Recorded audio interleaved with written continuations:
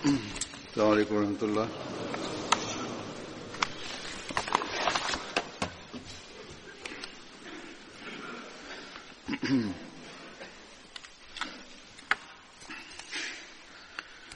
أشهد أن لا إله إلا الله وحده لا شريك له وأشهد أن محمدا عبده ورسوله أما بعد فأعوذ بالله من الشيطان الرجيم بسم الله الرحمن الرحيم الحمد لله رب العالمين الرحمن الرحيم مالك يوم الدين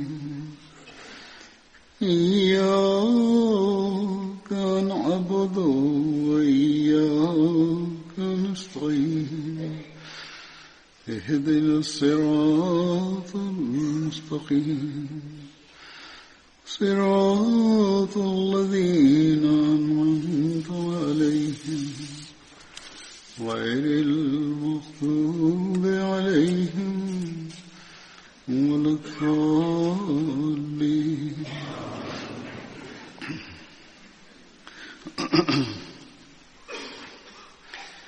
يا أيها الذين آمنوا إذا نودي للصلاة من يوم الجمعة فاسعوا إلى ذكر الله وذروا البيع ذلكم خير لكم إن كنتم تعلمون.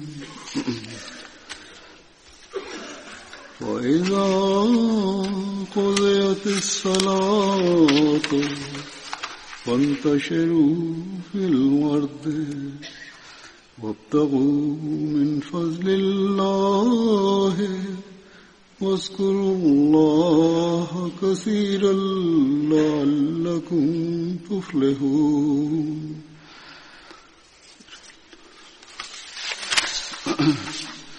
وإذا رأوا تجارة أو لهوا انفضوا إليها وإذا رأوا تجارة أو لهوا انفضوا إليها وتركوك قائما قل ما عند الله خير من اللهو ومن التجارة والله خير الرازقين. ഈ ആയത്തുകളുടെ തർജമ ഇപ്രകാരമാണ്: വിശ്വസിച്ചവരെ, വെള്ളിയാഴ്ച ദിവസം നമസ്കാരത്തിനായി വിളിക്കപ്പെട്ടാൽ, അതായത് ജുമാ നമസ്കാരത്തിന് അല്ലാഹുവിനെ സ്മരിക്കുന്നതിലേക്ക് നിങ്ങൾ ധൃതിപ്പെട്ടു പോവുകയും വ്യാപാരം നിർത്തിവെക്കുകയും ചെയ്യുക. നിങ്ങൾ കാര്യം മനസ്സിലാക്കുന്നുവെങ്കിൽ അത് നിങ്ങൾക്ക് ഗുണകരമാണ്. പിന്നെ നമസ്കാരം നിർവഹിച്ചു കഴിഞ്ഞാൽ നിങ്ങൾ ഭൂമിയിൽ പിരിഞ്ഞു പോവുകയും അല്ലാഹുവിന്റെ അനുഗ്രഹത്തിൽ നിന്ന് അന്വേഷിക്കുകയും ചെയ്തുകൊള്ളുക. നിങ്ങൾ വിജയം പ്രാപിക്കുന്നതിനായി അല്ലാഹുവിനെ അധികമായി സ്മരിക്കുക. ഏതെങ്കിലും ഒരു കച്ചവടമോ വിനോദമോ കണ്ടാൽ അവർ അതിലേക്ക് ചിതറിപ്പോവുകയും നിന്നെ നിന്ന നിലയിൽ വിട്ടേക്കുകയും ചെയ്യുന്നു. പറയുക, അല്ലാഹുവിന്റെ പക്കലുള്ളത് വിനോദത്തെക്കാളും കച്ചവടത്തെക്കാളും ഉത്തമമാണ്. അല്ലാഹു ഉപജീവനം നൽകുന്നവരിൽ ഏറ്റവും ഉത്തമനാകുന്നു. ഇന്ന് ഈ റമദാനിലെ അവസാനത്തെ ജുമായാണ്. ഏതുപോലെ പൊതുവിൽ ആളുകൾക്ക് ശ്രദ്ധയുണ്ടാകും, കൂടുതൽ ആളുകൾ പ്രത്യേകമായ നിലയിൽ ശ്രദ്ധിച്ചുകൊണ്ട് ജുമാ നമസ്കാരത്തിൽ വരുന്നതിനു വേണ്ടി പരിശ്രമിക്കുന്നു. അതോടൊപ്പം ഇപ്പോൾ അധിക സ്കൂളുകളിലും അവധിയുമാണ്. അതുകൊണ്ട് തന്നെ ഹാജർ നില മെച്ചപ്പെട്ട നിലയിൽ കാണാൻ സാധിക്കുന്നു. പൊതുവിൽ മെച്ചപ്പെട്ട നിലയിൽ തന്നെയായിരിക്കും. സൂറത്തുൽ ജുമായുടെ അവസാന റുക്കൂയിലെ ആയത്തുകളാണ് ഞാനിപ്പോൾ തിലാവത്ത് ചെയ്തത്. ഇതിൽ അല്ലാഹു ജുമായുടെ പ്രാധാന്യത്തെക്കുറിച്ച് വളരെ വ്യക്തമായ നിലയിൽ വിവരിച്ചിരിക്കുന്നു. അതുകൊണ്ട് ജുമായിൽ ഹാജരാവുക എന്നുള്ളത് അല്ലാഹുവിന്റെ പക്കൽ വളരെയധികം നിർബന്ധമായിട്ടുള്ളതാണ്. അല്ലാഹു വ്യക്തമായ നിലയിൽ പറയുന്നു, ജുമാ നമസ്കാരത്തിനേക്ക് വിളിക്കപ്പെട്ടാൽ ഒരു വിധത്തിലുള്ള അലസതയും വയ്ക്കരുത്, മറിച്ച് ഉടൻ തന്നെ ശ്രദ്ധിച്ചുകൊണ്ട് ജുമാ നമസ്കാരത്തിനായി വരിക. എത്ര തന്നെ തിരക്കുണ്ടെങ്കിലും ശരി, കച്ചവടത്തിന്റെ അങ്ങേയറ്റത്തെ സമയമാണെങ്കിലും ശരി, ആ സമയത്ത് ഭൗതിക ജോലിയിൽ നിന്ന് കച്ചവടത്തിൽ നിന്ന് അശ്രദ്ധിക്കുക എന്ന് പറയുന്നത് കച്ചവടക്കാരനായ ഒരാളെ സംബന്ധിച്ചിടത്തോളം ലക്ഷക്കണക്കിന് കോടിക്കണക്കിന് രൂപയുടെ നഷ്ടം ഉണ്ടാകാതെയുണ്ടെങ്കിലും ശരി, എന്നിരുന്നാലും അതിനെ വിലവെക്കരുത്. ഭൗതിക ലോകത്തുണ്ടാകുന്ന ലക്ഷക്കണക്കിന് കോടിക്കണക്കിനോട് സാധ്യമായ നഷ്ടത്തിനെ വിലവെക്കാതെ ജുമാ നമസ്കാരത്തിനു വേണ്ടി വരിക. കാരണം ജുമാ നമസ്കാരത്തിന് ഹാജരാവുക എന്നതും ജാമ്യ മസ്ജിദിൽ വന്നുകൊണ്ട് ജുമാ നമസ്കരിക്കുക എന്നതും ഇമാമിന്റെ ഖുത്ബ കേൾക്കുക എന്നതും നിങ്ങളെ സംബന്ധിച്ചിടത്തോളം കച്ചവടത്തെക്കാളും വ്യവഹാരങ്ങളെക്കാളും ഭൗതിക ജോലികളെക്കാളും ആയിരക്കണക്കിന് ലക്ഷക്കണക്കിന് ഇരട്ടി മെച്ചമാണ്. എന്നാൽ ഇതിന്റെ ചിന്ത അയാൾക്ക് മാത്രമേ ഉണ്ടാവുകയുള്ളൂ. ആർക്കാണോ ഇതിന്റെ ശരിയായ ഗ്രാഹ്യവും അറിവും ഉള്ളത്. അല്ലാഹു പറയുന്നു, യഥാർത്ഥത്തിൽ ഗ്രാഹ്യവും അറിവുമുള്ള ആൾ നിശ്ചയമായും ഈ കച്ചവടങ്ങൾക്കും വ്യാപാരങ്ങൾക്കും രണ്ടാം സ്ഥാനമാണ് നൽകുക. അതോടൊപ്പം തന്നെ അല്ലാഹു ഇതുകൂടി പറയുകയുണ്ടായി, ജുമാ നമസ്കാരത്തിന് ശേഷം പിന്നീട് നിങ്ങൾ സ്വതന്ത്രരാണ്. നിങ്ങൾ പോവുക, എന്നിട്ട് തങ്ങളുടെ ഭൗതിക ജോലികളിൽ കച്ചവടങ്ങളിൽ നിശ്ചയമായും മുഴുകിക്കൊള്ളുക. അല്ലാഹു നിങ്ങളുടെ ഭൗതിക ജോലികളിലും അനുഗ്രഹം ചൊരിയുന്നതായിരിക്കും. എന്നാൽ ഇവിടെ ഈ കാര്യം വ്യക്തമാക്കുകയുണ്ടായി,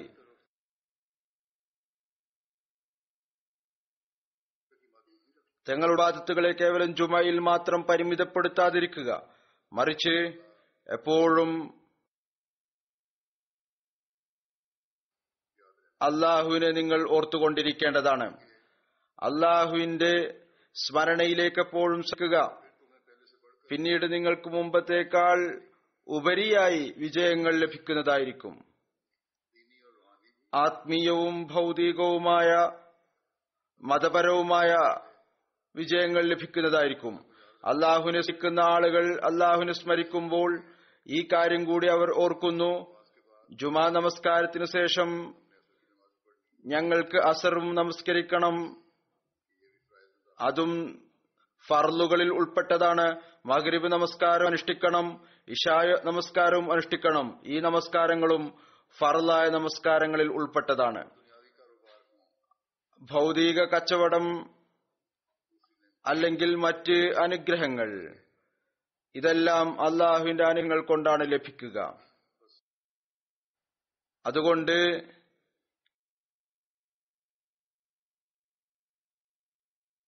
വിജയം അല്ലാഹുവിന്റെ സ്മരണയും അവന്റെ ഇബാദത്തുമായി ബന്ധപ്പെട്ട് നിൽക്കുന്നു. ജുമായിൽ കൃത്യനിഷ്ഠത കാണിക്കുക, അല്ലാഹുവിനെ സ്മരിക്കുക, അവന്റെ ഇബാദത്തിനോടുള്ള കടമകൾ നിർവഹിക്കാനുള്ള ശ്രമം എന്നത് കേവലം റംസാനിൽ മാത്രം പരിമിതപ്പെടരുത്, മറിച്ച് ഈ ആയത്തുകളിൽ വളരെ വ്യക്തമാണ്, എല്ലാ ജുമാകളെക്കുറിച്ചും ഒരു പൊതുവിലുള്ള കൽപ്പനയാണിത്, ഒരു പ്രത്യേക കൽപ്പനയാണിത്. പൊതുവിലുള്ള കൽപ്പനയാണ്, എന്നാൽ പ്രത്യേകമായ കൽപ്പന കൂടിയാണ്. ഹദ്റത്ത് മസീഹ് മൗഊദ് അലൈഹി വസ്സലാം ഒരു സ്ഥലത്ത് ജുമായുടെ പ്രാധാന്യം വിവരിച്ചുകൊണ്ട് വിവരിക്കുന്നു, ജുമാ ദിവസം ഈദിന്റെ ദിവസമാണ്. ഈ ഈദ് മറ്റ് ഈദുകളെക്കാൾ ശ്രേഷ്ഠമാണ്. എങ്ങനെയാണ് അത് ശ്രേഷ്ഠമാകുന്നത്? പറഞ്ഞു, ഈ ഈദിനായി സൂറത്തുൽ ജുമായുണ്ട്. അതായത് സൂറത്തുൽ ജുമാ, അതിൽ പ്രത്യേകമായ ജുമാ നമസ്കാരത്തിൽ അനുഷ്ഠിക്കുന്നതിലേക്ക് ശ്രദ്ധ ക്ഷണിച്ചിരിക്കുന്നു. പിന്നീട് ജുമായുടെ പ്രാധാന്യം വിവരിച്ചുകൊണ്ട് ഹദ്റത്ത് ഉമർ റളിയല്ലാഹു തആല അൻഹു അതുപോലെ ഒരു യഹൂദിയുടെയും സംസാരം വിവരിക്കുകയുണ്ടായി. അതായത് അൽ യൗമ അക്മൽതു ലക്കും ദീനക്കും,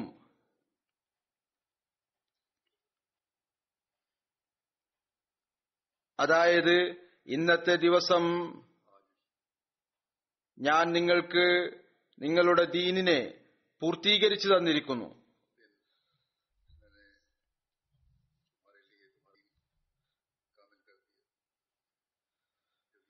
ഈ ആയത്ത് ഇറങ്ങിയ സമയത്ത് ഒരു യഹൂദി പറഞ്ഞു, ഈ ആയത്ത് അവതരിച്ച ദിവസം പെരുന്നാൾ ആഘോഷിക്കുന്നുവെങ്കിൽ, അതല്ലെങ്കിൽ ഞങ്ങൾക്കാണ് ഈ ആയത്ത് ഇറങ്ങിയിരുന്നത് എങ്കിൽ ഞങ്ങൾ ആ ദിവസം പെരുന്നാളായി ആഘോഷിക്കുമായിരുന്നു. ഹദ്റത്ത് ഉമർ റളിയല്ലാഹു തആല അൻഹു മറുപടി നൽകി, ജുമാ ദിവസം ഈദ് തന്നെയാണ്, കാരണം ഈ ആയത്ത് ജുമാ ദിവസമാണ് ഇറങ്ങിയത്.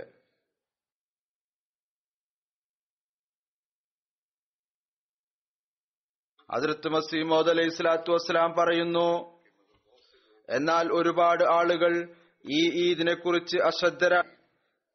ഏതൊരു ഈദാണോ അല്ലാഹു ഓരോ ആഴ്ചയും ആഘോഷിക്കാനായി കൽപ്പിച്ചിരിക്കുന്നത്, അതിൽ ദീൻ പൂർത്തിയാക്കപ്പെട്ടിരിക്കുന്നു എന്നതിനെക്കുറിച്ചുള്ള വാർത്ത നൽകുകയുണ്ടായി. അല്ലാഹു തന്റെ നിഅമത്തുകൾ പരിപൂർണമാക്കിയതിനെക്കുറിച്ചുള്ള സന്തോഷ വാർത്ത നൽകുകയും ചെയ്തു. ഈ ദിവസത്തിന് അത്രത്തോളം പ്രാധാന്യം നൽകുന്നില്ല. വിചാരിക്കുന്നത് റമദാനിലെ അവസാനത്തെ ജുമായിൽ പ്രത്യേകമായ ശ്രദ്ധയോടുകൂടി വന്നുകൊണ്ട് മുഴുവൻ ജുമായുടെയും പ്രതിഫലം ഞങ്ങൾ എടുക്കും എന്നാണ്. അപ്പോൾ വളരെയധികം വ്യാകുലതയോടുകൂടി നാം നമ്മുടെ ജുമാകൾ സംരക്ഷിക്കേണ്ടതാണ്. ഏതുപോലെ റമദാനിലെ അവസാന ജുമാക്ക് പ്രാധാന്യം നൽകുന്നുവോ അതുപോലെ വർഷം മുഴുവനുമുള്ള ജുമാകൾക്ക് പ്രാധാന്യം നൽകേണ്ടതിന്റെ ആവശ്യമുണ്ട്. അള്ളാഹു പറയുന്നു, ഓരോ വിശ്വാസിക്കും, അഥവാ അവർ യഥാർത്ഥത്തിലുള്ള വിശ്വാസിയാണ് എങ്കിൽ ഈ കാര്യം ചിന്തിക്കേണ്ടതാണ്. എന്നാൽ എന്താണ് സംഭവിക്കുന്നത്? ഒരുപാട് ആളുകൾ ഈ കാര്യത്തിലേക്ക് ശ്രദ്ധിക്കാറ് തന്നെയില്ല. ഭൗതിക കച്ചവടങ്ങളിലും ഭൗതിക കളിതമാശകളിലും തങ്ങളുടെ ജുമാ പാഴാക്കി കളയുന്നു. അള്ളാഹു പറയുന്നു, നിങ്ങൾ അറിഞ്ഞിരിക്കേണ്ടതാണ്, അള്ളാഹുവിന്റെ പക്കൽ എന്താണോ ഉള്ളത് അത് ഈ ഭൗതികമായ വസ്തുക്കളെക്കാളും ധനത്തെക്കാളും താല്പര്യങ്ങളെക്കാളും വളരെ മെച്ചപ്പെട്ടതാണ്. അള്ളാഹു തന്നെയാണ് നിങ്ങൾക്ക് റിസ്ക് നൽകുന്നവനും. ഇത് വളരെ സുപ്രധാനമായ, ഓരോ വിശ്വാസിയെ സംബന്ധിച്ചിടത്തോളം വളരെയധികം ശ്രദ്ധിക്കേണ്ട ഒരു കാര്യമാണ്. പ്രത്യേകിച്ച് നാം ഈ കാലഘട്ടത്തിലെ ഇമാമിനെ വിശ്വസിക്കുന്നവർ, നാം ഈ കാര്യത്തിലേക്ക് പ്രത്യേകമായ നിലയിൽ ശ്രദ്ധിക്കേണ്ട ആവശ്യമുണ്ട്. ഹദ്റത്ത് ഖലീഫത്തുൽ മസീഹ് റളിയല്ലാഹു തആല അൻഹു പറയാറുണ്ടായിരുന്നു, യഥാർത്ഥത്തിലുള്ള മുഅ്മിനീൻ അഹ്മദി തന്നെയാണ് ആരാണോ കാലഘട്ടത്തിന്റെ ഇമാമിനെ വിശ്വസിച്ചിരിക്കുന്നത്. അതുകൊണ്ട് ഈ വിശ്വസിച്ചു എന്നത് ഒരു ഉത്തരവാദിത്വം നമ്മുടെ മേലേൽപ്പിക്കുന്നു. തങ്ങളുടെ കർമ്മങ്ങളും അള്ളാഹുവിന്റെ അധ്യാപനം അനുസരിച്ചാക്കി തീർക്കുക, അള്ളാഹുവിന്റെ കൽപ്പനകൾ അനുസരിച്ച് ചരിക്കുന്നതിന് പരിശ്രമിക്കുക. ഭൗതികമായിട്ടുള്ള ആഗ്രഹങ്ങൾ നമ്മുടെ മുൻഗണനയാകാൻ പാടില്ല. മറിച്ച് അള്ളാഹുവിന്റെ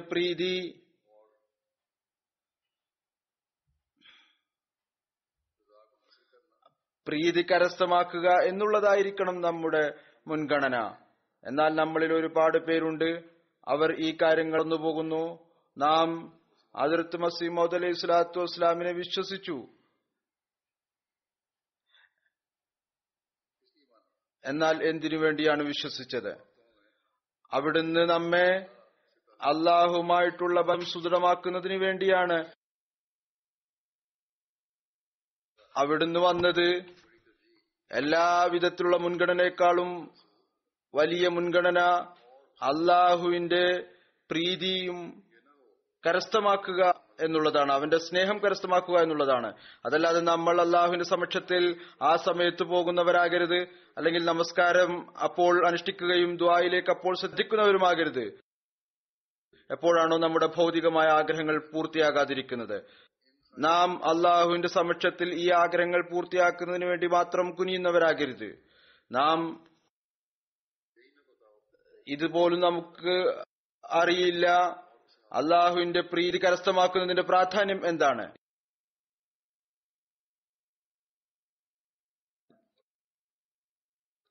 നാം നമ്മുടെ ആഗ്രഹങ്ങളും ഭൗതിക ആവശ്യങ്ങൾക്കും മാത്രം പ്രാധാന്യം നൽകുന്നവരായി തീരരുത്. ഹദ്റത്ത് മസീഹ് മൗഊദ് അലൈഹി സ്വലാത്തു വസ്സലാം ഒരു സ്ഥലത്ത് പറയുന്നു, ഞാൻ സത്യമായും പറയുന്നു, സത്യമായും സത്യമായും പറയുന്നു, ഇത് അള്ളാഹു സൗഭാഗ്യവാന്മാർക്കുണ്ടാക്കിയിരിക്കുന്ന ഒരു പരിപാടിയാണ്. ഇതിൽ നിന്ന് പ്രയോജനം എടുക്കുന്നവരാണ് അനുഗ്രഹീതർ. നിങ്ങൾ ആരാണോ ഞാനുമായി ബന്ധം സ്ഥാപിച്ചിരിക്കുന്നത്, ഈ കാര്യത്തിൽ ഒരിക്കലും അഹങ്കരിക്കരുത്. അതായത് എന്താണോ നിങ്ങൾ നേടേണ്ടിയിരുന്നത് അത് നേടിക്കഴിഞ്ഞിരിക്കുന്നു. ഇത് സത്യമാണ്. നിങ്ങൾ നിഷേധികളെ വെച്ചു നോക്കുമ്പോൾ സൗഭാഗ്യത്തിന് സമീപസ്ഥരാണ്, സൗഭാഗ്യം പ്രാപിക്കുന്നതിന് സമീപത്ത് എത്തിയിരിക്കുന്നു. ആരാണോ തങ്ങളുടെ കഠിനമായ എതിർപ്പും നിന്ദിക്കലും കാരണം അള്ളാഹുവിനെ നീരസപ്പെടുത്തിയിരിക്കുന്നത്, അതായത് നിഷേധികൾ, പറയുന്നു സത്യമാണ്, നിങ്ങൾ സദ്ഭാവനയെ പ്രയോജനപ്പെടുത്തിക്കൊണ്ട് അള്ളാഹുവിന്റെ കോപത്തിൽ നിന്ന് തങ്ങളെ സ്വയം രക്ഷപ്പെടുത്തുന്ന കാര്യത്തെക്കുറിച്ച് ചിന്തിച്ചു. എന്നാൽ യഥാർത്ഥ കാര്യം ഇതാണ്, നിങ്ങൾ ഈ അരുവിക്ക് സമീപം എത്തിക്കഴിഞ്ഞിരിക്കുന്നു. ഏതൊന്നാണോ ഇപ്പോൾ അള്ളാഹു സ്ഥായിയായ ജീവിതത്തിനായി ഉണ്ടാക്കിയിരിക്കുന്നത്, അതേ വെള്ളം കുടിക്കുക എന്നതിപ്പോഴും അവശേഷിക്കുകയാണ്. അതുകൊണ്ട് അള്ളാഹുവിന്റെ അനുഗ്രഹം കൊണ്ടും കാരുണ്യം കൊണ്ടും അതിന് തൗഫീക്ക് ചോദിക്കുക. അവൻ നിങ്ങളെ വയറു നിറയെ കുടിപ്പിക്കുന്നതിനു വേണ്ടി, വെള്ളം കുടിക്കുന്നതിനു വേണ്ടി ഇത്രയധികം കുടിക്കണം, നിങ്ങളുടെ വയറുകൾ നിറയണം. കാരണം അള്ളാഹുവിനെ കൂടാതെ ഒന്നും തന്നെ സാധ്യമല്ല. പറയുന്നു, ഇത് നല്ലവണ്ണം അറിയാം, ആരാണോ ഈ അരുവിൽ നിന്ന് കുടിക്കുന്നത് അയാൾ നശിക്കുകയില്ല. കാരണം ഈ വെള്ളം ജീവിതം നൽകുന്നതാണ്, നാശത്തിൽ നിന്ന് രക്ഷപ്പെടുത്തുന്നു, ശൈത്താന്റെ ആക്രമണത്തിൽ നിന്ന് സുരക്ഷിതമാക്കുന്നു. ഈ അരുവിൽ നിന്ന് വയറു നിറയെ കുടിക്കുന്നതിനുള്ള മാർഗം എന്താണ്? അതിതാണ്, അള്ളാഹു ഏതൊരു 2 കടമകളാണോ നിങ്ങളുടെ മേൽ ഏൽപ്പിച്ചിരിക്കുന്നത് അത് നിറവേറ്റുക, പൂർണമായ നിലയിൽ നിറവേറ്റുക. അതിൽ ഒന്ന് അള്ളാഹുവിനോടുള്ള കടമകളാണ്, മറ്റൊന്ന് സൃഷ്ടികളോടുള്ള കടമാണ്. ഹദ്റത്ത് മസീഹ് മൗഊദ് അലൈഹി സ്വലാത്തു വസ്സലാം വ്യക്തമാക്കി തന്നിരിക്കുന്നു, തങ്ങളുടെ കർമ്മങ്ങൾ അള്ളാഹുവിന്റെ അധ്യാപനങ്ങൾ അനുസരിച്ച് അനുഷ്ഠിക്കുക, എന്നെ വിശ്വസിച്ചതിനു ശേഷം തങ്ങളുടെ ഇബാദത്തിന്റെ നിലവാരവും ഉയർത്തുക, സൃഷ്ടികളുള്ള കടമകളുടെ നിലവാരവും ഉയർത്തുക. അഥവാ ഇതില്ല എങ്കിൽ പിന്നെ അള്ളാഹുവിന്റെ അനുഗ്രഹങ്ങളെ അതിന്റെ മുറയനുസരിച്ച് കരസ്ഥമാക്കുന്നവരായി തീരുകയില്ല.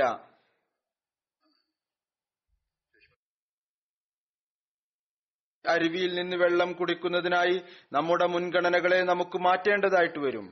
ഹദ്റത്ത് ഖലീഫത്തുൽ മസീഹ് അവ്വൽ ഒരവസരത്തിൽ പറഞ്ഞു, ഹസ്രത്ത് സാഹിബ്, അതായത് ഹദ്റത്ത് മസീഹ് മൗഊദ് അലൈഹി സ്വലാത്തു വസ്സലാം ഈ പറഞ്ഞത്, ഈ അരുവിയിൽ നിന്ന് വെള്ളം കുടിക്കുക എന്നത് ഇപ്പോഴും അവശേഷിക്കുന്നതാണ്. അവിടുന്ന് പറയുന്നു, എനിക്ക് ചിന്തയുണ്ടാകുന്നു, ഇതിന്റെ അഭിസംബോധകൻ ഞാനാണോ? ഹദ്റത്ത് ഖലീഫത്തുൽ മസീഹ് അവ്വലിന്റെ സ്ഥാനം അത് നമ്മുടെ മേലെല്ലാവരുടെയും മേൽ വ്യക്തമാണ്. കാരണം ഹദ്റത്ത് മസീഹ് മൗഊദ് അലൈഹി സ്വലാത്തു വസ്സലാം അങ്ങേക്ക് വളരെയധികം ആദരവിന്റെ സ്ഥാനം നൽകിയിട്ടുണ്ട്. അഥവാ അദ്ദേഹം ഈ വ്യാകുലതയിലാണ് എങ്കിൽ നാം എത്രത്തോളം എത്ര ശക്തമായ നിലയിൽ ഇതിനെക്കുറിച്ച് വ്യാകുലപ്പെടണം. ഏതു വിധത്തിലാണ് നാം ഈ അരുവിയിൽ നിന്ന് വെള്ളം കുടിക്കാനായി പരിശ്രമിക്കേണ്ടത്? നാം എപ്രകാരമാണ് ബൈഅത്തിന്റെ കടമകൾ നിറവേറ്റുന്നവരായി തീരുക? അതുകൊണ്ട് അള്ളാഹുവിനോടുള്ള കടമകൾ നിർവഹിക്കുന്നതിനു വേണ്ടി അള്ളാഹുവിന്റെ പ്രീതി കരസ്ഥമാക്കേണ്ടത് നിർബന്ധമാണ്. ഈ കാര്യം മുന്നിൽ വെക്കേണ്ടത് നിർബന്ധമാണ്. നാം അള്ളാഹുവിന്റെ ഇബാദത്തിന്റെ കടമകൾ നിർവഹിക്കണം. അതുപോലെ അള്ളാഹു നമ്മുടെ സൃഷ്ടിപ്പിന്റെ ഉദ്ദേശവും തന്നെ ഇബാദത്ത് നിശ്ചയിച്ചിരിക്കുന്നത്. ഏതുപോലെ അവൻ പറയുന്നു, വമാ ഖലഖ്തുൽ ജിന്ന വൽ ഇൻസ ഇല്ലാ ലിയഅ്ബുദൂൻ. ഞാൻ ജിന്നിനെയും മനുഷ്യനെയും കേവലം എന്നെ ആരാധിക്കുന്നതിന് വേണ്ടി മാത്രമാണ് സൃഷ്ടിച്ചിരിക്കുന്നത്. അള്ളാഹു നമ്മുടെ ലക്ഷ്യം ഏതെന്ന് വ്യക്തമാക്കി തന്നിരിക്കുന്നു. ഇതല്ല പറഞ്ഞത്, റമദാനിലെ അവസാനത്തെ ജുമാ നമസ്കരിച്ച് നിങ്ങൾ എന്റെ കൽപ്പനകൾ അനുസരിക്കുന്നവരായിത്തീരും, ഇബാദത്തിന്റെ കടമകൾ നിർവഹിക്കപ്പെടും എന്നല്ല. മറിച്ചു പറയുന്നു, ഇത് ഒരു സ്ഥായിയായ കർമ്മമാണ്. അത് നിങ്ങൾ നിങ്ങളുടെ ബുദ്ധി ഉറക്കുന്ന കാലം തൊട്ട് ഈ ലോകത്ത് നിന്ന് വിട പറയുന്നത് വരെ അനുഷ്ഠിക്കൊണ്ട് വർഷത്തിലെ ഒരു ജുമായെ മാത്രം മതിയായതായി മനസ്സിലാക്കരുത്.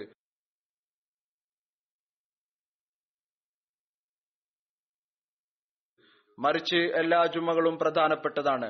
പിന്നീട് ജുമാ അനുഷ്ഠിക്കുന്നതിലേക്ക് ശ്രദ്ധ ക്ഷണിച്ചുകൊണ്ട് അള്ളാഹു ഇങ്ങനെ പറയുന്നില്ല, നിങ്ങൾ ജുമാ നമസ്കരിച്ച് എന്നോടുള്ള കടമ നിർവഹിക്കുന്നവരായി തീർന്നിരിക്കുന്നു, അല്ലെങ്കിൽ നമസ്കരിച്ച് എന്നോടുള്ള കടമ നിർവഹിക്കുന്നവരായി തീർന്നിരിക്കുന്നു. ഇതുകൊണ്ട് അള്ളാഹുവിന് എന്തെങ്കിലും പ്രയോജനം ഉണ്ടാകുമല്ല, അല്ലെങ്കിൽ അള്ളാഹുവിന് നമ്മുടെ നമസ്കാരത്തിന്റെയും നമ്മുടെ ജുമായുടെയും നമ്മുടെ ദിക്റെ ഇലാഹിയുടെയും ആവശ്യമുണ്ടായിരുന്നു എന്നല്ല.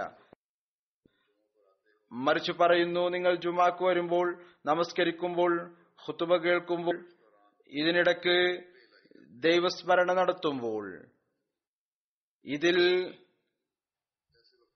ആ സമയത്ത് അത്തരത്തിലുള്ള ഒരു നിമിഷം വരുന്നതാണ്. അതിൽ ദാസൻ അള്ളാഹുവിനോട് എന്ത് ദുആ ചെയ്താലും അള്ളാഹു അത് സ്വീകരിക്കുന്നു. അതായത് അള്ളാഹുവിനോട് ഹറാം ആക്കപ്പെട്ടതൊഴികെ എന്തു തന്നെ ചോദിച്ചാലും അള്ളാഹു അഥവാ ആ മനുഷ്യന് ആ നിമിഷം നൽകിയാൽ ആ ദുആ സ്വീകരിക്കുന്നു. ഈ സമയം ഏതെങ്കിലും ഒരു പ്രത്യേക ജുമാക്ക് വേണ്ടിയുള്ളതല്ല, മറിച്ച് എല്ലാ ജുമാക്കും വേണ്ടിയുള്ളതാണ്. പിന്നീട് ഒരവസരത്തിൽ റസൂൽ തിരുമേനി സല്ലല്ലാഹു അലൈഹി വസല്ലം ജുമായുടെ പ്രാധാന്യത്തിലേക്ക് ശ്രദ്ധ ക്ഷണിച്ചുകൊണ്ട് പറഞ്ഞു, ഏതൊരാളാണോ അള്ളാഹുവിലും അന്ത്യനാളിലും വിശ്വസിക്കുന്നത്, അയാൾക്ക് വെള്ളിയാഴ്ച ദിവസം ജുമാ നമസ്കരിക്കുക എന്നത് ഫർലാക്കിയിരിക്കുന്നു. രോഗി, യാത്രക്കാരൻ, സ്ത്രീകൾ, കുട്ടികൾ, അടിമകൾ എന്നിവർ ഒഴികെ ഇവരെല്ലാം നിർബന്ധിതരാണ്. ഇവർക്ക് ചില നിർബന്ധിത അവസ്ഥകൾ ഉണ്ടായിരിക്കും. പിന്നീട് പറയുന്നു, ആരാണോ നിരർത്ഥകവും കളിതമാശയും കച്ചവടവും കാരണം ജുമായിൽ അശ്രദ്ധ കാണിച്ചത്, അള്ളാഹും അയാളോട് അശ്രദ്ധ കാണിക്കും. നിശ്ചയമായും അള്ളാഹു നിരാശയനും സ്തുതിക്കപ്പെടുന്നവനുമാണ്. അള്ളാഹുവിന് നിങ്ങളുടെ ഒന്നിന്റെയും യാതൊരു ആവശ്യവുമില്ല എന്നല്ല, അവൻ നൽകുകയാണ് ചെയ്യുന്നത്.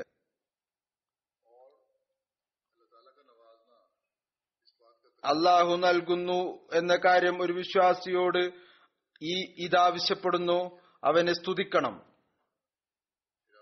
പിന്നീട് അവിടുന്ന് ഇതുകൂടി പറഞ്ഞു, ജുമാ ദിവസം നന്മകളുടെ പ്രതിഫലം പല ഇരട്ടിയായി വർദ്ധിക്കുന്നു.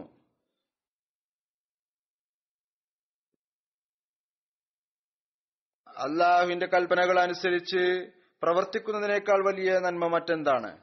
ഒരു വിശ്വാസി അള്ളാഹുവിന്റെ പ്രീതി കരസ്ഥമാക്കുന്നതിനു വേണ്ടി അവന്റെ കൽപ്പനകൾ അനുസരിക്കുക.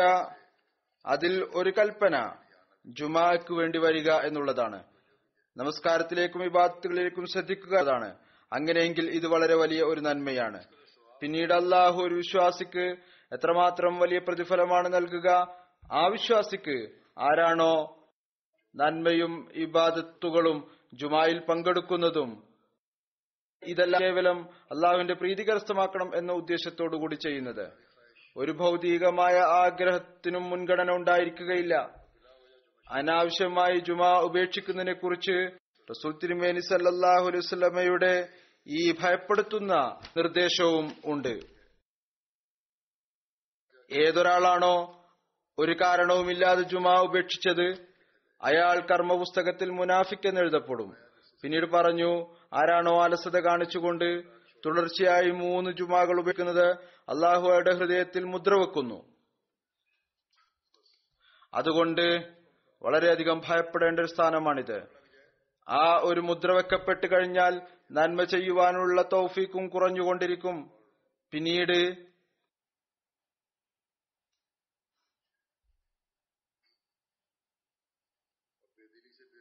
മനസ്സില്ലാതെ നമസ്കാരത്തിന് വരിക, ജുമാക്ക് വരിക,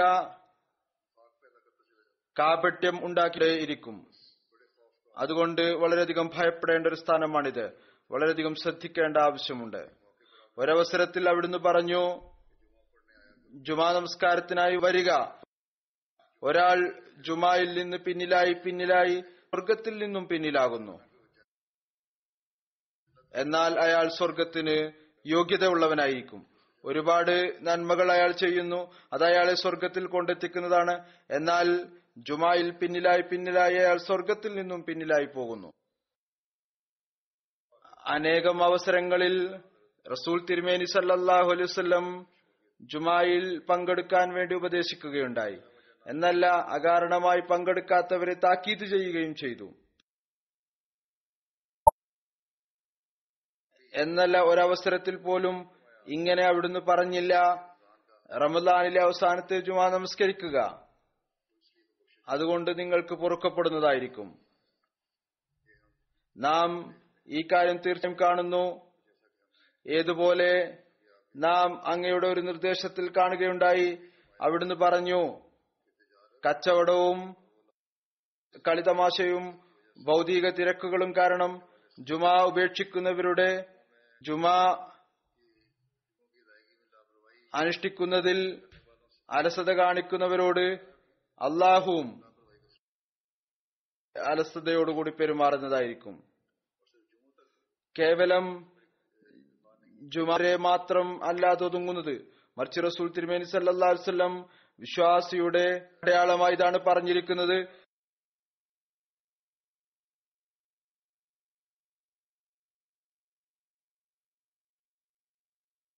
ഇബാദത്തുകളോടുള്ള കടമ നിർവഹിക്കുന്നവരായി അവരെ കുറിച്ചാണ് പറഞ്ഞിരിക്കുന്നതാണ്. ആരാണ് ഒരു നമസ്കാരത്തിന് ശേഷം അടുത്ത നമസ്കാരത്തിന് വേണ്ടി കാത്തിരിക്കുകയും ചിന്തിക്കുകയും ചെയ്യുന്നത്, ഒരു ജുമാക്ക് ശേഷം അടുത്ത ജുമായെ കുറിച്ചുള്ള ചിന്തയിലായിരിക്കും, അതിനുവേണ്ടി കാത്തിരിക്കും. ഒരു റമദാന് ശേഷം അടുത്ത റമദാനെ കുറിച്ച് ചിന്തിക്കുകയും അതിനെ കാത്തിരിക്കുകയും ചെയ്തു.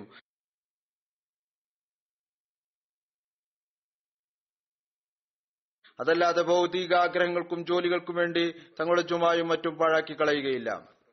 അതുകൊണ്ട് നമ്മുടെ ഇബാദത്തെ കുറിച്ച് നാം വളരെയധികം ചിന്തിക്കേണ്ടതിന്റെ ആവശ്യമുണ്ട്. നമ്മുടെ മുൻഗണനകളെ ശരിയായ വഴിയിൽ നയിക്കേണ്ടതിന്റെ ആവശ്യമുണ്ട്. അള്ളാഹുവിനെ കരസ്ഥമാക്കുന്നതിനു വേണ്ടി ഒരു പരിശ്രമത്തിന്റെ ആവശ്യമുണ്ട്. അള്ളാഹുവിനെ കരസ്ഥമാക്കുന്നതിനായി ആ സ്ഥാനത്തിന്റെ ഗ്രാഹ്യം ഉണ്ടായിരിക്കണം. കേവലം നാവ് കൊണ്ട് പറഞ്ഞതുകൊണ്ട് അത് കരസ്ഥമാകുന്നതല്ല. എന്നാൽ നാം ചിന്തിക്കുമ്പോൾ നാം കാണുന്നു, അള്ളാഹുവിന്റെ അർത്ഥസ്ഥാനത്തിനും അവന്റെ നിലക്കും വിലക്കും നമ്മുടെ കർമ്മങ്ങൾ യഥാർത്ഥ രീതിയിൽ തിരിച്ചറിഞ്ഞിട്ടില്ല. നമ്മുടെ കർമ്മപരമായ അവസ്ഥകൾ അങ്ങനെയല്ല. നാം അവനെ നല്ലപോലെ തിരിച്ചറിഞ്ഞവരാണ് എന്ന്. എന്നല്ല, നമ്മുടെ ദുആകൾ പോലും നമ്മുടെ സ്വന്തം കാര്യങ്ങൾക്ക് വേണ്ടി മാത്രമായിരിക്കും. അള്ളാഹുവിനെ നേടണം എന്നുണ്ട് എങ്കിൽ അതിൽ ഒരു സ്ഥിരചിത്തത വേണം. നമ്മുടെ ഹൃദയം കേവലം ജുമാക്ക് വേണ്ടി മാത്രം അല്ല, മറിച്ച് 5 നമസ്കാരത്തിനു വേണ്ടിയും പള്ളിയിൽ കുടുങ്ങിക്കിടക്കുന്നതായിരിക്കണം. എന്നാൽ ഏതുപോലെ ഞാൻ പറഞ്ഞു, നമുക്ക് യഥാർത്ഥത്തിൽ ഇതിനെക്കുറിച്ചുള്ള ഗ്രാഹ്യം ഇല്ല. നാം താൽക്കാലികവും പെട്ടെന്നുള്ളതുമായ ആവശ്യത്തിന് കൂടുതൽ പ്രാധാന്യം നൽകുന്നു. പ്രധാനപ്പെട്ടതും എന്നെന്നും നിലനിൽക്കുന്നതുമായതും കാര്യത്തിന് രണ്ടാം സ്ഥാനം നൽകുന്നു. നമസ്കാരവും ജുമായും നാം ഉപേക്ഷിക്കുന്നു. തങ്ങളുടെ താൽക്കാലികമായ ഭൗതിക പ്രയോജനത്തിനായി പറയുന്നു, അള്ളാഹുവിനോട് പിന്നീട് മാപ്പ് ചോദിക്കാമെന്ന്. അള്ളാഹു പുറത്തു തരുന്നതാണ്. എന്ത് വ്യത്യാസം ഉണ്ടാകാനാണ്? ഈ ഭൗതിക ജോലി ഏതായാലും ചെയ്യാം. ഈ കസ്റ്റമർ കൈകളിൽ നിന്ന് നഷ്ടപ്പെടരുത് എന്നൊരു കച്ചവടക്കാരൻ പറയുന്നു. ഇത്തരം ഒരു കസ്റ്റമറെ പിന്നീട് കിട്ടുമോ ഇല്ലേ എന്നറിയില്ല. അഥവാ തങ്ങളുടെ ജോലിക്ക് ഏതെങ്കിലും ഒരു ഓഫീസറുടെ അടുത്ത് പോയിട്ടുണ്ട് എങ്കിൽ ആ ഓഫീസറെ അപ്പോൾ സന്തോഷിപ്പിച്ചില്ല എങ്കിൽ അയാളുടെ മൂഡും ഇപ്പോൾ നല്ലതാണ്. അയാളോട് ഇങ്ങനെ പറയുകയാണ്, എന്റെ നമസ്കാരത്തിന് സമയമായി, എന്റെ ജുമായുടെ സമയമായി, ഞാൻ നമസ്കരിക്കാൻ വേണ്ടി പോവുകയാണ്, ഞാൻ ജുമാക്ക് വേണ്ടി പോവുകയാണ്. അപ്പോ അങ്ങനെ പറഞ്ഞാൽ ആ ഓഫീസർ അഥവാ നീരസപ്പെട്ടാലോ, അങ്ങനെ അയാളിൽ നിന്ന് ലഭിക്കുന്ന പ്രയോജനം എനിക്ക് നിഷേധിക്കപ്പെട്ടാലോ, അഥവാ ഈ ഒരു ചിന്തയാണ് വരുന്നത് എങ്കിൽ നമ്മുടെ മുൻഗണനകൾ തികച്ചും വ്യത്യസ്തമാണ്. ഭൗതികതയുടെ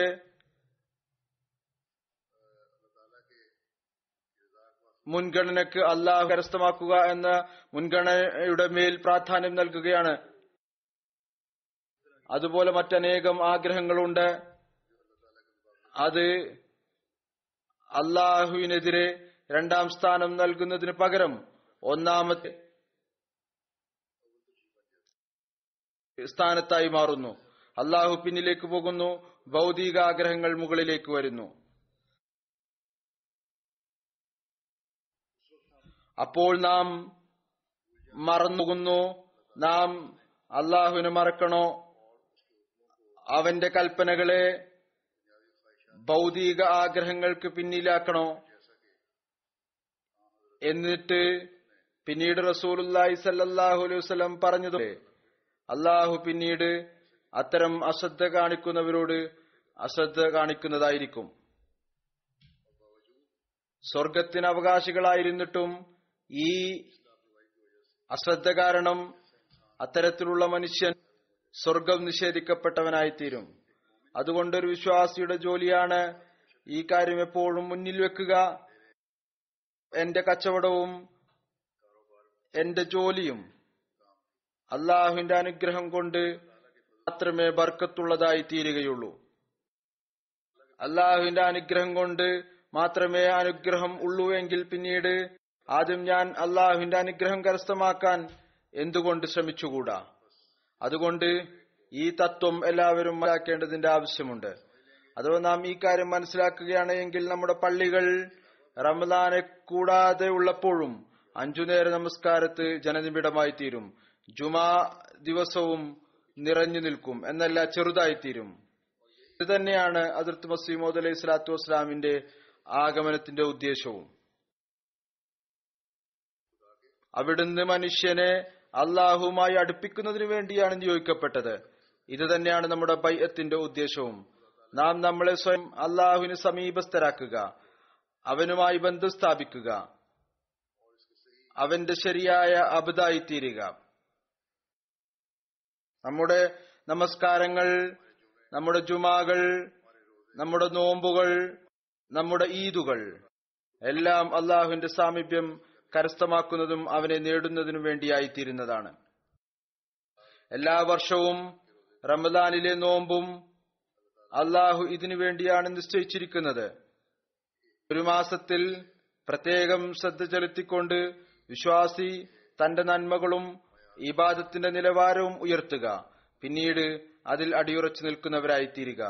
പിന്നീട് അടുത്ത റമദാനിൽ അതിന്റെ അടുത്ത ചുവടും ലക്ഷ്യവും ആയിരിക്കണം.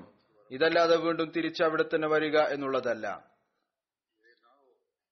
അതല്ലാതെ റമദാന് ശേഷം നാം പിന്നീട് ആദ്യത്തെ അവസ്ഥ തന്നെ നമ്മളിൽ ഉണ്ടാകാൻ പാടില്ല.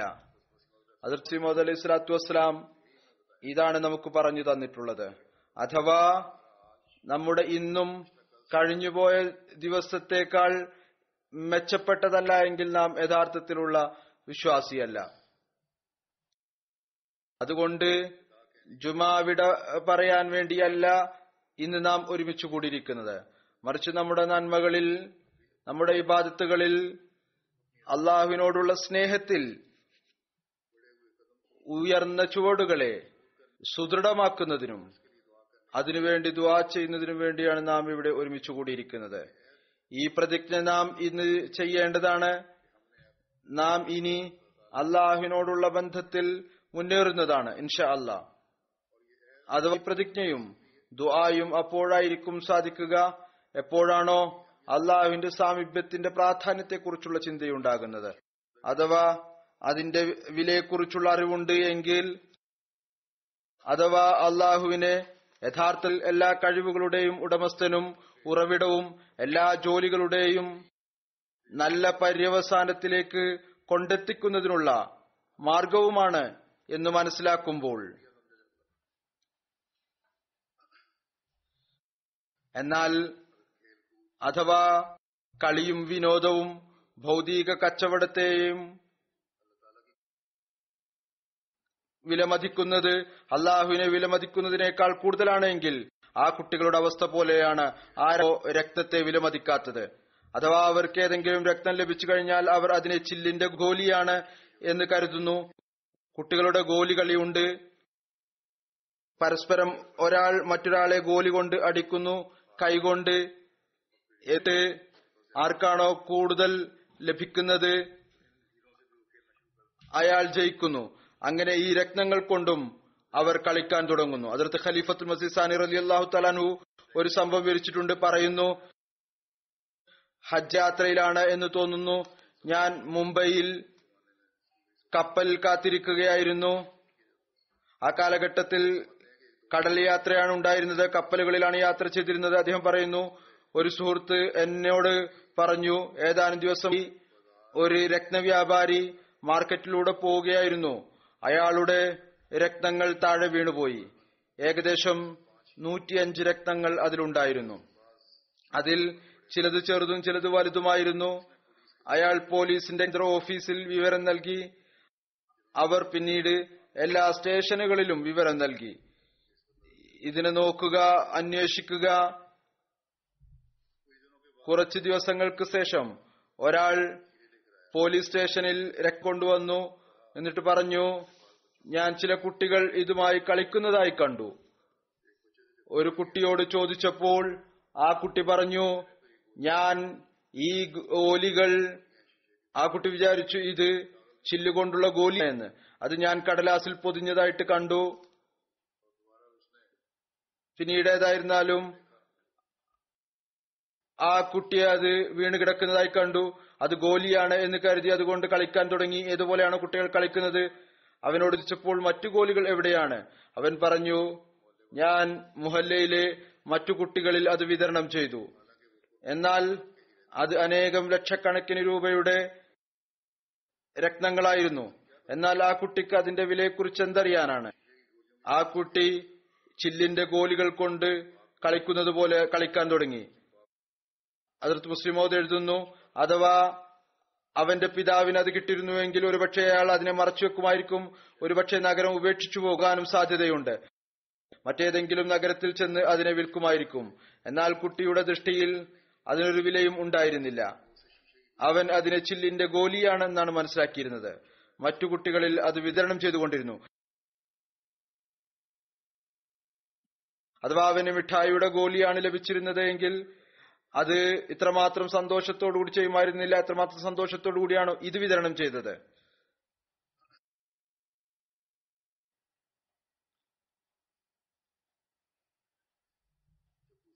മറ്റു കുട്ടികൾ ഈ രക്തം ചോദിച്ചിട്ടുണ്ടായിരിക്കും. അപ്പോൾ പറഞ്ഞിട്ടുണ്ടായിരിക്കും, എന്റെ പക്കൽ 105 ഗോലികളുണ്ട്, ഞാൻ ഇതെല്ലാം എന്ത് ചെയ്യാനാണ്, കുറച്ച് നിങ്ങളും എടുത്തുകൊള്ളുക. അങ്ങനെ വിതരണം ചെയ്തിരിക്കണം. എന്നാൽ അഥവാ അവന് മധുരമുള്ള ഗോലികളാണ് ലഭിച്ചിരുന്നുവെങ്കിൽ ഒരിക്കലും തന്നെ ഈ വിധത്തിൽ മറ്റുള്ളവർക്ക് നൽകുകയില്ല. എന്നിട്ട് പറയും, ഞാൻ ഇതൊറ്റക്ക് കഴിക്കും. അവനെ സംബന്ധിച്ചിടത്തോളം മിഠായികളുടെ ഗോലികൾക്കാണ് കൂടുതൽ വില. അതാണ് കൂടുതൽ പ്രയോജനമുള്ള വസ്തു. ചില്ലിന്റെ ഗോലികൾക്ക് അവനെ സംബന്ധിച്ചിടത്തോളം അത്ര പ്രധാനപ്പെട്ടതോ വിലപിടിപ്പുള്ളതോ ആയിരുന്നില്ല. അതുപോലെ തന്നെ മറ്റൊരു കഥ അവിടുന്ന് വിവരിച്ചു.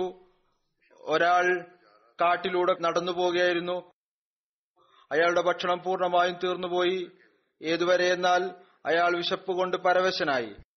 ജീവിതത്തിന്റെ ഒരു രൂപവും കാണാൻ അയാൾക്ക് സാധിക്കുമായിരുന്നില്ല. അയാൾക്ക് ഒരു സഞ്ചി വീണുകിടന്നതായി കണ്ടു. അയാൾ വളരെ താല്പര്യത്തോടുകൂടി അത് എടുത്തു. ഒരുപക്ഷെ അതിൽ വറുത്ത ധാന്യങ്ങൾ ഉണ്ടായിരിക്കും, അല്ലെങ്കിൽ കഴിക്കാനുള്ള എന്തെങ്കിലും സാധനം ഉണ്ടായിരിക്കും. അയാൾ ധൃതി കാണിച്ചതെടുത്തു. കത്തികൊണ്ട് തുറന്നപ്പോൾ അറിയാൻ കഴിഞ്ഞു അതിൽ മുത്തുകളാണ്. അയാൾ അങ്ങേറ്റം നിന്ദ്യതയോടുകൂടി അതിനെ വലിച്ചെറിഞ്ഞു. അപ്പോൾ അയാളുടെ മുന്നിൽ ഒരു പിടി ധാന്യം അല്ലെങ്കിൽ ഒരു അപ്പത്തിന്റെ കഷ്ണം, അതായിരുന്നു കൂടുതൽ വിലപ്പെട്ടത് ഈ വിലപിടിപ്പുള്ള മുത്തിനേക്കാൾ. അതുകൊണ്ട് വസ്തുവിന്റെ വില അതിന്റെ ആവശ്യവും അതിനെക്കുറിച്ചുള്ള അറിവും അനുസരിച്ചാണ്. അതുകൊണ്ട് ചില ആളുകൾ തങ്ങളുടെ ചിന്തയും ആവശ്യവും അനുസരിച്ച് പ്രാധാന്യം കാണുന്നു. ചെറിയ വസ്തുക്കൾ അന്വേഷിച്ച് ഇറങ്ങുന്നു. വളരെ പ്രധാനപ്പെട്ട കാര്യങ്ങളും വസ്തുക്കളെയും അവഗണിക്കുകയും ചെയ്യുന്നു. ഈ വസ്തുക്കൾ ഭൗതിക ആഗ്രഹങ്ങൾ പൂർത്തിയാക്കുന്നതിനും അള്ളാഹുമായി ബന്ധപ്പെടുത്തുന്നതിലും നമുക്ക് കാണാൻ സാധിക്കും. ലോകത്തിൽ ഒരുപാട് ആളുകളുണ്ട്, അവർ ഇത്തരത്തിലുള്ള കാര്യങ്ങൾ ചെയ്യുന്നു. തങ്ങളുടെ ദുആ ചെയ്യുന്ന കാര്യത്തിലെ മുൻഗണന പോലും അധിക ആളുകളും ഈ കാര്യമാണ് കാണാൻ സാധിക്കുന്നു. മനുഷ്യന് ശരിയായ അറിവ് ഇല്ലാത്തത് കൊണ്ടും അല്ലെങ്കിൽ അറിവില്ലായ്മ കാരണം സുപ്രധാനമായ വസ്തുക്കളെ പിന്നിലാക്കുന്നു. പ്രാധാന്യമില്ലാത്ത വസ്തുക്കളെ മനുഷ്യൻ തനിക്കായി വളരെ പ്രധാനപ്പെട്ടതാണെന്ന് ധരിക്കുന്നു. ദുആ ചെയ്യുന്നതിനുള്ള മണ്ണിനെക്കുറിച്ചും ഹദ്റത്ത് മുസ്ലിം മൗദ് ഇതുമായി ബന്ധപ്പെട്ട് വളരെ ഉന്നതമായ ഒരു പോയിന്റ് വിവരിച്ചിട്ടുണ്ട്. ദുആയെക്കുറിച്ച് പറയുന്നതിനു മുമ്പ് ആ പോയിന്റ് ഞാനും വിവരിക്കാം. എന്നോടും ആളുകൾ ചോദിക്കാറുണ്ട് ദുആയെക്കുറിച്ച്. ഞങ്ങൾ ദുആ ചെയ്യാറുണ്ട്, വളരെ വ്യാകുലതയോടുകൂടി ദുആ ചെയ്യാറുണ്ട്, എന്നാൽ സ്വീകരിക്കപ്പെടാറില്ല. ഏതായിരുന്നാലും ഞാൻ അവർക്ക് മറുപടി നൽകാറുണ്ട്. ആ ആയത്തനുസരിച്ചുകൊണ്ട് ഏതൊന്നിനെ കുറിച്ചുള്ള വിശദീകരണമാണോ ഞാൻ റമദാനിലെ ആദ്യത്തെ ഖുത്ബയിൽ നടത്തിയത്, അവിടെ അള്ളാഹു പറയുന്നു, ഞാൻ എന്റെ ദാസരുടെ സമീപസ്ഥനാണ്, അവരുടെ ദുആ ഞാൻ കേൾക്കുന്നു. അള്ളാഹു പറയുന്നു, ഉജീബു ദഅവത്തദ്ദാഇ ദഅാനി ഫൽയസ്തജീബു ലി വൽയുമിൻ ബി ലഅല്ലഹും യർഷുദൂൻ. ഹദ്റത്ത് മുസ്ലിം മൗദ് ഈ ആയത്ത് ഉദ്ധരിച്ചുകൊണ്ട് ഇതിന്റെ വിശദീകരണം നൽകിയിട്ടുണ്ട്. ഇവിടെ ദഅവത്തദ്ദാഇ എന്നതിൽ എല്ലാ ദുആ ചെയ്യുന്നവരും അല്ല ഉദ്ദേശം, മറിച്ച് ആ പ്രത്യേകമായ നിലയിൽ ദുആ ചെയ്യുന്നവരാണ്. അതുകൊണ്ടുള്ള ഉദ്ദേശം പകൽ അള്ളാഹുവിനു വേണ്ടി നോമ്പ് എടുക്കുകയും നമസ്കാരങ്ങൾ അനുഷ്ഠിക്കുകയും ദൈവസ്മരണയിൽ മുഴുകുകയും തങ്ങളുടെ നമസ്കാരങ്ങളും ജുമായും സംരക്ഷിക്കുകയും രാത്രിയിൽ വേദനയോടുകൂടി അള്ളാഹുവിനെ വിളിക്കുകയും ചെയ്യുന്നവർ. നിശ്ചയമായും അദ്ദാ എന്നതിന് ദുആ ചെയ്യുന്ന എല്ലാവരും എന്ന അർത്ഥത്തിൽ സാധ്യതയുണ്ട്. എന്നാൽ ഇവിടെ റംസാനുമായി ബന്ധപ്പെട്ടുകൊണ്ടാണ് വിഷയം നടക്കുന്നത്. അതുകൊണ്ട് ഇവിടെ അവരാണ് ഉദ്ദേശം. ആരാണോ തങ്ങളുടെ ഇബാദത്തുകളെ പ്രത്യേകമായ നിലയിൽ അള്ളാഹുവിന് വേണ്ടി ചെയ്യുന്നത്, അള്ളാഹുവിന് വേണ്ടി പ്രത്യേകപ്പെടുത്തുമ്പോൾ പിന്നീട് തങ്ങളുടെ ഇബാദത്തുകളെ അവർ റമദാനിൽ മാത്രം പരിമിതപ്പെടുത്തുകയല്ല ചെയ്യുന്നത്, മറിച്ച് പിന്നീട് അവരുടെ ഇബാദത്തുകൾ മുഴുവൻ വർഷവും വ്യാപിച്ചു കിടക്കുന്നു. ഇവർ ഭൗതികമായ ആഗ്രഹങ്ങൾക്ക് വേണ്ടിയല്ല ദുആ ചെയ്യുന്നത്, മറിച്ച് അള്ളാഹുവിനെ ലഭിക്കുന്നതിന് വേണ്ടി ദുആ ചെയ്യുന്നു. അള്ളാഹു പറയുന്നു, എല്ലാം മറന്നുകൊണ്ട് കേവലം എന്റെ സാമീപ്യം കരസ്ഥമാക്കുന്നതിന് വേണ്ടി ദുആ ചെയ്യുന്നതായാൽ ഞാൻ അവരുടെ ദുആ തീർച്ചയായും കേൾക്കുന്നതാണ്. ഇതാണ് അദ്ദാ എന്നതിന്റെ വിശദീകരണം ഹദ്റത്ത് മൗദ് വിവരിച്ചിരിക്കുന്നത്.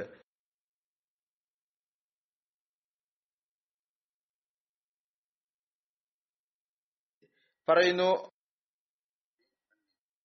എന്നെ നേടുന്നതിന് വേണ്ടി അവർ പരിശ്രമിക്കുന്നു. അള്ളാഹു പറയുന്നു, വൈദാ സഅലക ഇബാദി, അതായത് എന്നെ കുറിച്ചാണ് അവർ ചോദിക്കുന്നത്. ഞാൻ എവിടെയാണ്? എന്നെ നേടാൻ അവർ ആഗ്രഹിക്കുന്നു. അപ്പമല്ല അവർ ചോദിക്കുന്നത്, ജോലിയല്ല അവർ ചോദിക്കുന്നത്, മറ്റേതെങ്കിലും ഭൗതികമായ ആഗ്രഹമല്ല അവർ ചോദിക്കുന്നത്. ചോദിക്കുന്നുണ്ടെങ്കിൽ അവർ ചോദിക്കുന്ന അള്ളാഹു എവിടെയാണ്? ഞങ്ങൾ അള്ളാഹുവിനെ കാണാൻ ഉദ്ദേശിക്കുന്നു. അള്ളാഹു പറയുന്നു, അവർ എന്നെ കാണുന്നതിന് അസ്വസ്ഥരാണ്. അവരെ ഞാൻ തീർച്ചയായും കാണുന്നതാണ്. ഇങ്ങനെയല്ല പറഞ്ഞത് ജോലി, അപ്പം, ധനം അല്ലെങ്കിൽ വിവാഹബന്ധം ചോദിക്കുകയാണെങ്കിൽ ഞാൻ കേൾക്കും എന്നല്ല.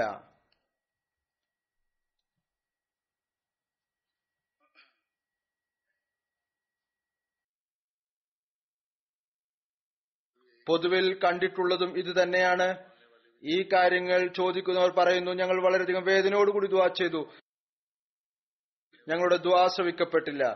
ഈ കാര്യങ്ങൾ ചോദിക്കുന്നവർ താൽക്കാലിക ഇബാദത്തുകൾ ചെയ്യായിരിക്കും. അവർ അതുവരേക്കും തങ്ങളുടെ ഇബാദത്തുകളിൽ ശ്രദ്ധിക്കുക, നമസ്കാരങ്ങളിൽ, ദുആകളിൽ ശ്രദ്ധിക്കുക. ഏതുവരെ അവർക്ക് ഈ ആവശ്യം ഉണ്ടോ? അവരുടെ ജോലി, അവരുടെ വേദനയോടുകൂടി ദുആ ചെയ്യുന്ന അവസ്ഥ താൽക്കാലികമായിരിക്കും. ചില ആളുകൾ എഴുതുന്നു, ഞങ്ങൾ ഈ വിധത്തിൽ വേദനയോടുകൂടി ദുആ ചെയ്തു, എന്നാൽ അള്ളാഹു ശ്രവിച്ചില്ല. അള്ളാഹു ഇങ്ങനെ പറഞ്ഞില്ല, ഞാൻ നിങ്ങളുടെ എല്ലാ ഭൗതിക ആഗ്രഹങ്ങളും ാക്കുകയും കേൾക്കുകയും ചെയ്യും എന്ന്. അഥവാ പരിശുദ്ധ മാറ്റമുണ്ടാക്കി അള്ളാഹുവിനെ പ്രാപിക്കാനും കാണാനും വേണ്ടി വേദനയോടുകൂടി നാം ദുആ ചെയ്യുകയാണെങ്കിൽ അള്ളാഹു പറയുന്നു, ഞാൻ അപ്പോൾ തീർച്ചയായും കേൾക്കുന്നതാണ്. തന്റെ വലിയുടെ സുഹൃത്തായിക്കൊണ്ട് അയാളോടൊപ്പം ഞാൻ നിൽക്കുന്നതാണ്. അയാളുടെ ആഗ്രഹങ്ങളെ പൂർത്തിയാക്കുന്നതാണ്. അയാളുടെ ശത്രുക്കളുമായി ഞാൻ ഏറ്റുമുട്ടും. ഹദ്റത്ത് മുസ്ലിം മൗദ് റളിയല്ലാഹു തആല അൻഹു പറയുകയുണ്ടായി, ചില വിഷയങ്ങൾ വാക്കുകളിൽ നിന്ന് വ്യക്തമാവുകയില്ല, മറിച്ച് വാചകങ്ങളിൽ മറഞ്ഞുകിടക്കുകയായിരിക്കും. ഇതേ അവസ്ഥ തന്നെയാണ് ഇവിടെയുമുള്ളത്. ഇവിടെ അദ്ദാ എന്നതിന്റെ ഉദ്ദേശം ദുആ ചെയ്യുന്ന എല്ലാവരുമല്ല, മറിച്ച് അള്ളാഹുവിനെ വിളിച്ചു പ്രാർത്ഥിക്കുന്നവരാണ്. അപ്പോൾ അള്ളാഹു പറയുന്നു, എന്റെ ദാസന്മാർ എന്നിലേക്ക് ഓടി വരുമ്പോൾ അവരിൽ ഒരു വേദനയും പ്രേമവും ഉണ്ടാകുന്നു. അവർ നിലവിളിക്കുന്നു, എന്റെ അള്ളാഹു എവിടെയാണ്? അപ്പോൾ അവരോട് നീ പറയുക, ഞാൻ വിളിക്കുന്നവരുടെ വിളിയെ തിരസ്കരിക്കുകയില്ല. നിശ്ചയമായും അയാളുടെ പ്രാർത്ഥന കേൾക്കുന്നു. ഭൗതിക കാര്യങ്ങളിൽ ആളുകൾ ദുആ ചെയ്യുന്നു. അത് സ്വീകരിക്കപ്പെടാതാകുമ്പോൾ അള്ളാഹുവിനെ കുറിച്ച് നിരാശരാകുന്നു. ഏതുപോലെ ഞാൻ വിവരിക്കുകയുണ്ടായി. ഉദാഹരണമായി, ജോലി അന്വേഷിക്കുന്ന ഒരാളാണെങ്കിൽ അതിനായി ഒരുപാട് അപേക്ഷകൾ നൽകിയ ആളുകൾ ഉണ്ടായിരിക്കും. ഒരാളെക്കാൾ കൂടുതൽ യോഗ്യതയുള്ളവനായിരിക്കും, അയാൾക്ക് ജോലി ലഭിക്കും. അഥവാ ആരെങ്കിലും പറയുകയാണ്, ഞാൻ വളരെ വേദനയോടുകൂടി ദുആ ചെയ്തു, ഒരുപക്ഷെ മറ്റേയാൾ അതിനേക്കാൾ കൂടുതൽ വേദനയോടുകൂടി ദുആ ചെയ്തിട്ടുണ്ടായിരിക്കാം. അത് കാരണമായിരിക്കും അയാൾക്ക് ജോലി ലഭിച്ചിരിക്കുക. അതുപോലെ തന്നെ ഭൗതികമായ മറ്റു കാര്യങ്ങളും എവിടെയാണോ ഭൗതിക കാര്യങ്ങൾ പരിമിതപ്പെട്ടു നിൽക്കുന്നത്, ജോലി ഒന്നേ ഉള്ളൂ, രണ്ടേ ഉള്ളൂ, അല്ലെങ്കിൽ ഏതാനും ഇതേ ഉള്ളൂ, അതുപോലെ തന്നെ മറ്റു കാര്യങ്ങളും അത് ലോകത്തുള്ളതെല്ലാം തന്നെ പരിമിതപ്പെട്ടിട്ടുള്ളതാണ്. ഒന്നോ രണ്ടോ ഏതാനും ചിലതോ. എന്നാൽ അള്ളാഹു പരിധിയില്ലാത്തവനാണ്, അവനൊരു പരിധിയും ഇല്ല. എന്നല്ല, നാം അള്ളാഹുവിനെ ചോദിക്കുകയാണെങ്കിൽ അതെല്ലാവർക്കും ലഭിക്കുന്നതാണ്. എന്നാൽ നിബന്ധന ഇതാണ്, വേദന ഉണ്ടായിരിക്കണം. അതുപോലെ തന്നെ അള്ളാഹുവിന്റെ കൽപ്പനകൾ അനുസരിച്ച് പ്രവർത്തിക്കുകയും വേണം. ഇതാണ് അള്ളാഹു പറഞ്ഞിരിക്കുന്നത്, നിങ്ങൾ എന്നെ അനുസരിക്കുക. അള്ളാഹുവിന്റെ ഉന്നതവും പ്രൗഢവും ആയ മഹത്വത്തെ വിലമതിക്കുകയും ചെയ്യണം. രത്നത്തെക്കുറിച്ചുള്ള തിരിച്ചറിവുണ്ടാകണം, അതിനെ ചില്ലിന്റെ ഗോലിയായി മനസ്സിലാക്കരുത്. ഇങ്ങനെ ആകുമ്പോൾ അള്ളാഹുവിനെ പിന്നീട് ലഭിക്കുന്നതാണ്. ആർക്കാണോ അള്ളാഹുവിനെ ലഭിക്കുന്നത്, അയാളുടെ കാലിന് ചുവട്ടിൽ ലോകത്തിലെ എല്ലാ നിഅമത്തുകളും വന്നെത്തുന്നതാണ്. അതുകൊണ്ട് ദാസന്റെ ജോലി എന്ന് പറയുന്നത് അള്ളാഹുവിന്റെ വാക്കുകൾ അനുസരിക്കുക. വർഷത്തിലെ ഒരു മാസം മാത്രം ഇബാദത്തിനായി മതിയായതായി മനസ്സിലാക്കാതിരിക്കുക. റമദാനിലെ അവസാനത്തെ ജുമായെ മാത്രം കേവലം സ്വീകാര്യതയുടെ മാർഗമാക്കി മനസ്സിലാക്കാതിരിക്കുക. അള്ളാഹുവിൽ പരിപൂർണമായ തവക്കുൽ വെക്കുന്നവരായി നാം മാറണം. ഒരിക്കലും അള്ളാഹുവിനോട് വഞ്ചന കാണിക്കാതിരിക്കുക. അപ്പോൾ നാം യഥാർത്ഥത്തിൽ നേർമാർഗം പ്രാപിച്ചവരിൽ എണ്ണപ്പെടുന്നതാണ്. ആരെക്കുറിച്ചാണ് അള്ളാഹു പറഞ്ഞിട്ടുള്ളത്? അവരുടെ സുഹൃത്തും വലിയും അള്ളാഹു ആയിരിക്കും, അവരുടെ എല്ലാ ആവശ്യങ്ങളും പൂർത്തീകരിച്ചുകൊണ്ടിരിക്കും.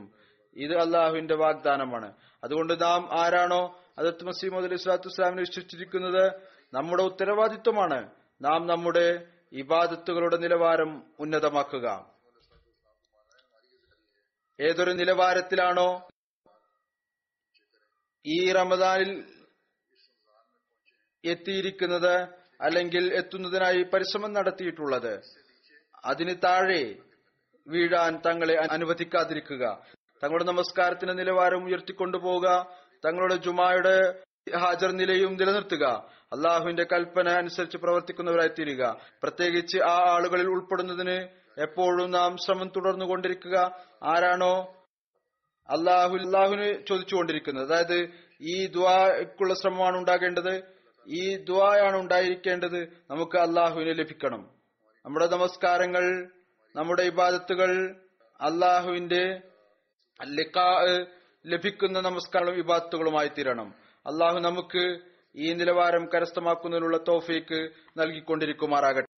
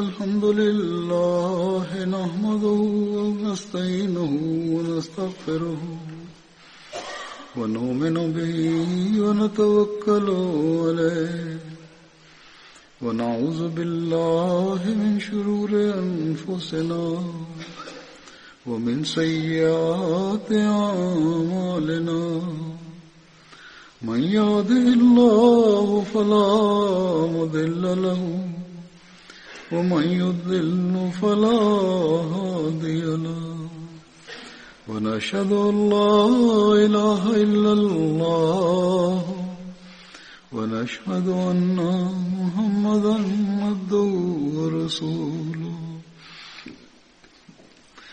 عباد الله رحمكم الله إن الله يأمر بالعدل والإحسان وإيتاء ذي القربى وينهى عن الفحشاء والمنكر والبغي يعظكم لعلكم تذكرون اذكروا الله يذكركم وادعوه يستجب لكم ولذكر الله أكبر.